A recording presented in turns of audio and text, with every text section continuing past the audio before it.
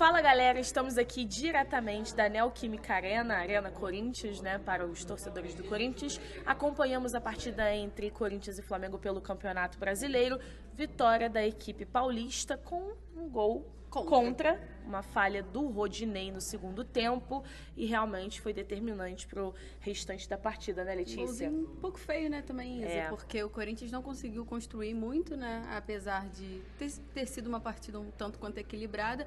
Essa foi a primeira oportunidade, de fato, do Corinthians. O Cássio estava trabalhando um pouquinho mais. E estava, inclusive, fazendo 600 jogos com a camisa do Corinthians, né? 600 jogos. Recebeu algumas homenagens antes da bola rolar. Passou também na zona mista, comentou algumas coisas. E aí, mas só pra gente voltar a pontuar o gol, né? Porque o Santos, coitado, quando viu a bola batendo no Rodinei, ele caiu. Eu e a Isa olhou, a gente falou assim, caramba. E foi um gol contra, mais um, né? Eu acho que é o 6º na temporada. Flamengo, na temporada. Pois é. E aí depois, na zona mista, o Fabrício Bruno falou com a imprensa, também falou sobre esse momento de retorno aos gramados, ele que ficou um tempinho fora. Também falou sobre o Rodrigo Caio que foi substituído, e as pessoas até acharam, né, que a substituição do Rodrigo Caio foi por conta da entrada da falta do jogador. No entanto, não foi por conta dessa falta do jogador do Corinthians. Ele sentiu um estralo no joelho, ele até falou, o Fabrício Bruno até falou sobre isso, né, de um diálogo que ele teve com o Rodrigo Caio. Que saiu muito abalado, né, Isa? Sim, acho saiu. Que a gente vai soltar até as imagens, e assim, quando o Rodrigo Caio vê que não dá pra continuar, ele parecia totalmente frustrado, ele até senta, ele para o jogo, o árbitro até ajuda ele tava muito... Ele sentiu muito, né? Acho que é por conta do trauma também, né? De achar que pode ser alguma coisa séria, então tem esse trauma. Que vai ser reavaliado. Isso. O Flamengo até emitiu uma nota já falando que o Rodrigo Caio será reavaliado amanhã na reapresentação no Ninho do Urubu. Depois, Marcos Braz parou para falar com a imprensa também. Vários tópicos. Vários tópicos. Tópicos importantes, inclusive, porque a gente sabe que tá próximo da janela de aberturas iniciar, né, de abrir a janela de transferências, e temos alguns nomes em pauta, e o Marcos Braz falou sobre o Wendel, o Wallace, e também falou sobre uma contratação especial que foi especulada. A gente será que vem ou será que não vem? Não vamos abrir muito para vocês não, vou deixar para vocês assistirem o vídeo. E o Marcos Braz também falou sobre a decisão de quarta-feira contra o Atlético Mineiro. E reiterou o Gabriel, né?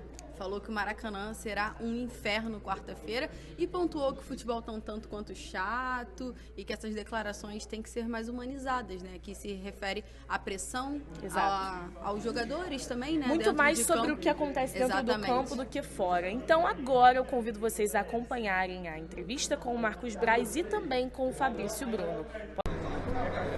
6 anos como profissional, eu tive apenas 3 lesões, 3 traumas, e é uma coisa que está completamente fora do meu controle. Lesão muscular, eu posso me controlar, eu posso fazer preventivo, mas traumas, infelizmente, está fora do meu controle. A gente acaba ouvindo coisas que não deve. Eu até hoje trabalhei muito para estar aqui, e em momento algum eu sou o cara de se acomodar, de sentar em cima de contrato. A gente machuca, não é porque a gente quer, tem coisas que estão fora do nosso controle, mas enfim, sou grato ao Tanuri, ao doutor Marcelo, ao doutor Bassão, os fisioterapeutas do Flamengo, a doutora Verônica, que esteve ao nosso lado, juntamente com o departamento do Flamengo, caminhando lado a lado com a gente. E fico feliz de voltar, triste pela derrota, mas feliz por essa vitória pessoal, que levou 3 meses e 10 dias para eu estar retornando e enfrentar o Corinthians aqui dentro de Itaquerão, um campo extremamente rápido, uma equipe extremamente qualificada, e eu consegui fazer um grande jogo. Voltando depois desse período, eu fico bastante feliz e sou grato a todos que participaram desse processo.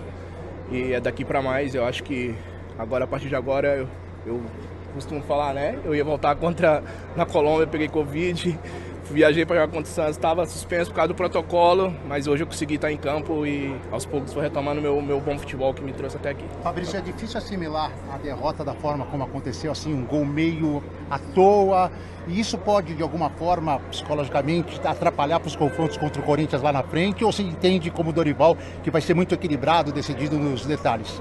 Não, acho que não abala. É claro que a gente veio aqui para ganhar o jogo, tivemos uma oportunidade com o Vitinho, com o Cássio, fez uma excelente defesa. Vai ser 2 jogos completamente diferentes, 2 jogos estudados, onde eles vão estudar nossa equipe, a gente vai estudar deles. Eu acho que é um dos maiores clássicos do futebol brasileiro, então quem ganha é o torcedor que vai acompanhar esse brilhante espetáculo. Dá para tirar alguma lição da derrota de hoje para levar para os confrontos da Libertadores? Claro, acho que todo jogo para nós é um aprendizado. Talvez alguma coisa que a gente não encaixou hoje possa se encaixar nos jogos do mata-mata. E aí é uma competição extremamente diferente, porque a gente não pode ter erro se tiver erro é fatal. Então a gente tem que prestar atenção e jogar em cima disso. Fabrício, falar não só da volta, a volta é importante, até você se emocionou aí, mas como você voltou, né, cara? Voltou antecipando, dividindo, dando passe vertical, passe longo. Essa volta também te surpreendeu e te dá mais confiança, assim, cara, voltei no nível que eu parei. Às vezes dá aquela desconfiança, da volta, você, passo a passo, você já voltou voando, né?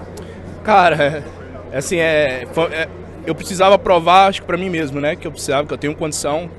Eu tive uma lesão que eu tive a consciência que ela foi grave, mas acima de tudo eu trabalhei, principalmente mentalmente. Hoje mesmo, no período da manhã, de 11 a meio-dia, eu falei com a minha psicóloga exatamente para trabalhar minha mente para um confronto difícil que ia ser. Então eu acho que nesses 3 meses e 10 dias eu repensei muitas coisas e me preparei o máximo possível para quando eu voltasse em alto nível, porque eu sei o modo que eu visto e eu sei que aqui tem que trabalhar. Isso, e somente assim a gente vai conseguir conquistar nossos objetivos. Acabou saindo com dores no joelho esquerdo, ainda vai ser reavaliado. Você viu o lance, como é que você avaliou e você chegou a conversar com ele depois do jogo? Cara, o Rodrigo é difícil eu falar dele, é um cara que eu tenho um enorme carinho e respeito e admiro muito. Infelizmente tem lesões, né? E eu conversei com ele, ele falou, Fabrício, falou que no momento que eu dei o passe para ele sentiu um estralo no joelho. Mas pedir a Deus, porque ele é um moleque muito bom, de uma família muito boa e que torço pela pronta recuperação dele o quanto antes, porque ele é um cara que extremamente muito importante para o grupo. Fabrício, mais uma vez vocês acabaram... Só mais uma. Vocês acabaram fazendo um gol contra, né? E o Flamengo agora se tornou o time do Campeonato Brasileiro com mais gols contra. Foi o 5º. Você acha que isso é realmente uma casualidade? Ou tem alguma questão que dá para melhorar em relação a esse aspecto? Não, acho que acontece. Eu estou envolvido no lance, eu casquei a bola que pegou no Rodinei, não esperava. Enfim, são coisas que acontecem, é o que eu falo, é coisa que não acaba que não está no nosso controle, quem está ali dentro ali é frações de segundo para acontecer isso. Acho que é trabalhar para não repetir isso e seguir em frente, que é o que a gente almeja na temporada, é muito grande ainda. Boa, muito bem. Para mim, está bastante adiantado. Eu acho que com certeza não terá nenhum problema.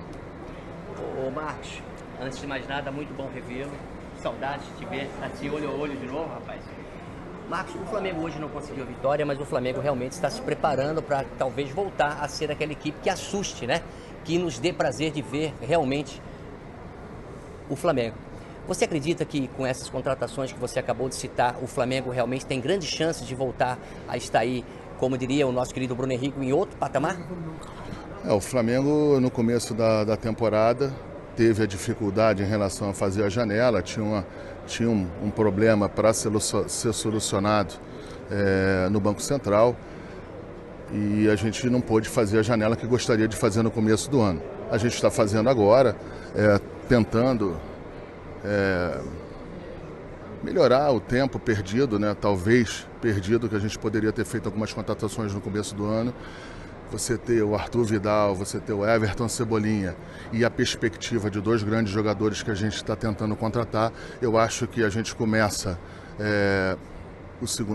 vai começar o segundo semestre, depois que abrir a janela, de uma maneira mais forte. E aí eu espero, claro, que em relação à tua pergunta, que a gente tenha uma sequência ainda maior de bons resultados para que a gente acabe a temporada de uma maneira melhor do que a gente começou. Marcos, falam muito de uma contratação especial, algo... Isso não procede. Eu até na minha coletiva eu abri quais eram os 2 jogadores, porque já tinham vazado por tudo quanto é lado, eu não quis mentir.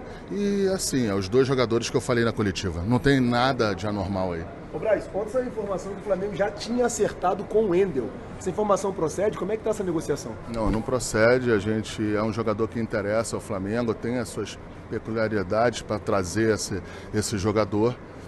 É um jogador que de uma posição que a gente entende que tem que fazer essa contratação. Não sei se vai ser possível, mas ela não procede, ainda não está fechada. Ô Braz, como é que está essa situação, se é que existe alguma situação em relação ao Michael? Não tem nada em relação ao Michael. Ele saiu no começo do ano por um valor bastante considerável. Parece que o Michael teve um problema um mês atrás de um assunto particular que eu não quero expor aqui, em relação a... Enfim, ele teve um assunto pessoal, teve uma perda familiar e isso aí talvez pudesse fazer com que ele ficasse um pouco mais no Brasil. Mas eu não tenho essa informação. Eu tenho uma excelente relação com o empresário dele, que é o mesmo do Diego Alves, de outros atletas do Flamengo, mas não tem absolutamente nada. Sobre Alexis Sanches, alguma coisa? Muita gente falando que ele foi oferecido, que é o mesmo empresário do Vidal. Não tem absolutamente nada. Mas ele foi oferecido? Não tem absolutamente nada. Como é que o time chega para esse jogo de quarta-feira, que é um jogo muito importante, né? Perdeu aqui para o Corinthians, que é até um adversário da Copa Libertadores, mas precisa mudar essa chave para a Copa do Brasil. Como vocês chegam diante de todas as polêmicas que envolveram? Não, eu tenho absoluta certeza que vai chegar com bastante tranquilidade. O time é muito experiente. Alguns jogadores que poderiam ter vindo para cá não vieram porque por um resguardo maior nesse jogo de quarta-feira. E aquilo, o Maracanã vai estar lotado, vai ter uma grande festa e vai ser um inferno. Essa que é a verdade. Só que isso aí, quando a gente fala isso, não é em relação a ter nenhum tipo de problema, é em relação à pressão, ao Flamengo querer ganhar, empenho dos jogadores, a raça dos jogadores e a força da torcida do lado de fora, empurrando mais do que nunca o Flamengo. O futebol está ficando muito chato, qualquer declaração é polêmica, não sei o que. A gente tem que começar a humanizar mais ainda. Isso aí é bom para os jornalistas, é bom para o futebol, é bom para todo mundo. Mas lá vai ser um inferno.